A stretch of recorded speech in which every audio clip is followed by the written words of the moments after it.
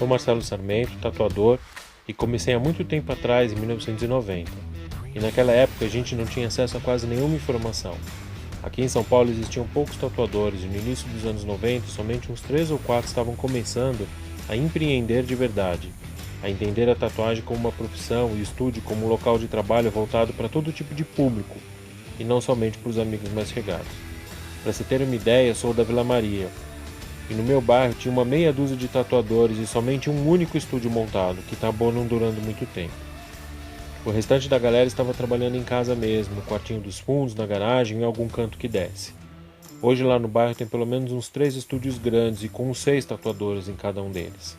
Esse mercado cresceu muito e é impossível não pensar nele como uma profissão, um local sério para trabalhar, sustentar a família e ganhar a vida. Hoje em São Paulo deve ter uns 100, 200 tatuadores por bairro. Numa cidade enorme como essa, dá para ter uma ideia da quantidade de pessoas buscando um lugar de destaque. Naquela época a gente não tinha praticamente nada, não existia internet, somente uma única banca de jornal no centro da cidade é que vendia revistas especializadas.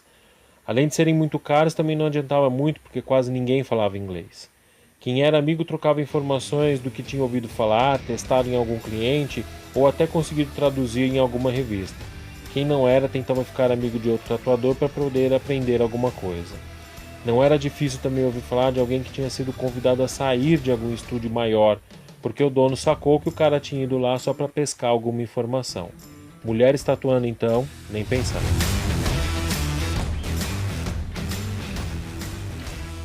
A gente comprava tinta sem absolutamente nenhuma procedência e as agulhas eram agulhas de costura mesmo, adaptadas e soldadas numa haste e presas na maquininha. As máquinas não tinham quase nenhuma regulagem e as técnicas a gente mesmo ia desenvolvendo conforme ia experimentando. Os clientes não sabiam disso e nós também não, mas na verdade eles eram meio que cobaias, porque a gente ia aprendendo ao mesmo tempo que ia fazendo. Só lá no final dos anos 90 que a coisa começou realmente a se aperfeiçoar e também se profissionalizar.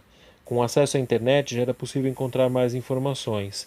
E com a estabilidade do dólar também era mais fácil ir para o exterior e trazer materiais específicos para tatuagem e de boa qualidade. Começaram a pipocar revistas nacionais mostrando técnicas, estúdios e entrevistando alguns tatuadores que começavam nessa época a ganhar status de celebridade.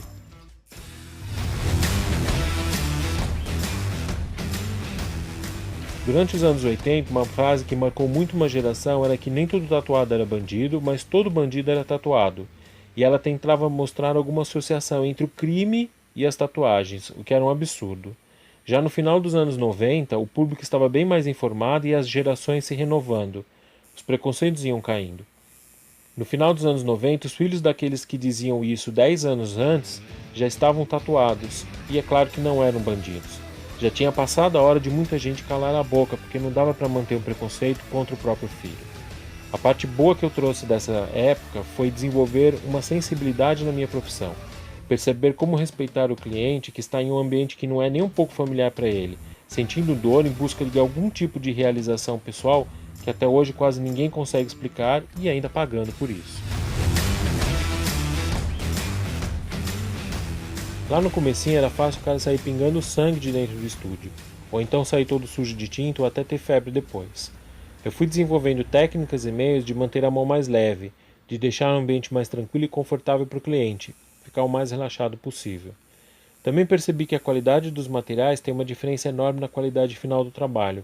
Uma máquina de má qualidade, ou a tinta, ou até um papel toalha ruim pode causar muito mais dor que o necessário, deixar o traço estourado, as cores manchadas, ou então dificultar na cicatrização e até causar algum dano à pele. Nas tatuagens, o material utilizado junto com a excelência do profissional é responsável por mais ou menos 80% da qualidade final, já que o restante fica por conta do próprio cliente, nos cuidados que ele tem durante a cicatrização e também para o resto da vida. Hoje vivemos justamente o oposto daquele início de tempos atrás, que é o excesso de informações. Isso porque o mercado de tatuagem já é visto por muitos como um mercado milionário e ainda em plena expansão. Então está todo mundo querendo uma fatia desse bolo e vendendo de tudo, a máquina certa, a tinta certa ou a técnica certa. E apesar de todo esse avanço, muitos tatuadores estão completamente despreparados e mal informados. Tem gente começando e acreditando que com a máquina X ou a tinta Y vão fazer uma boa tatuagem, mas não vão. ou então querendo realizar o sonho de ser tatuador e para desenvolver seu potencial procura um coaching, quando na verdade tinha que ter feito um curso de desenho. Além de saber desenhar e dominar a técnica da tatuagem, também é preciso olhar no olho do cliente, entender quais são as intenções, orientá-lo sempre que for necessário e também ter sensibilidade com a dor e o desconforto que o procedimento causa, mas isso somente a experiência pode trazer. Por algum tempo eu dei uma pausa nas tatuagens. Eu me formei em design gráfico e troquei o estúdio por um estágio, que era obrigatório para ter o diploma. O estágio de temporário acabou se tornando efetivo e foi abrindo outras portas na minha carreira. Troquei as tintas e as agulhas pelo computador, por criação de logotipos, pelo Photoshop e pelo Illustrator. Depois, naturalmente, também fui migrando para a fotografia. Comecei fazendo fotos de produtos, depois eventos corporativos, depois me especializei um pouco mais e comecei a dar aulas de fotografia também. Tudo isso faço ainda hoje, porque adoro dar aulas e exercer a profissão que me formei. Tenho 2 projetos em fotografia que me orgulho muito. O primeiro é o projeto Pessoas de São Paulo, uma série de fotos espontâneas de pessoas interagindo positivamente com a cidade.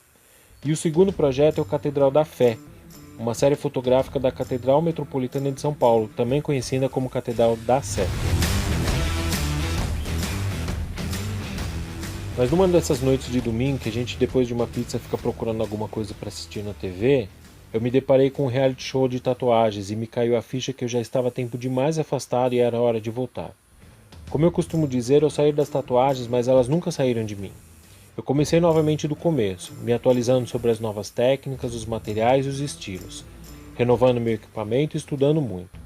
E hoje eu percebo que a decisão de voltar foi uma das melhores que eu já tive nos últimos anos, porque sou apaixonado por tatuagens. E a experiência anterior só agrega valor e mais importância a essa minha decisão. Hoje eu continuo estudando muito e também trabalhando muito para conquistar novos sonhos, mas agora muito mais equilibrado e focado do que foi há 30 anos atrás, quando tudo começou lá no quartinho dos fundos de casa, na Vila Maria. Esse sou eu, Marcelo Sarmento, 47 anos, designer, fotógrafo e também tatuador, com muito orgulho.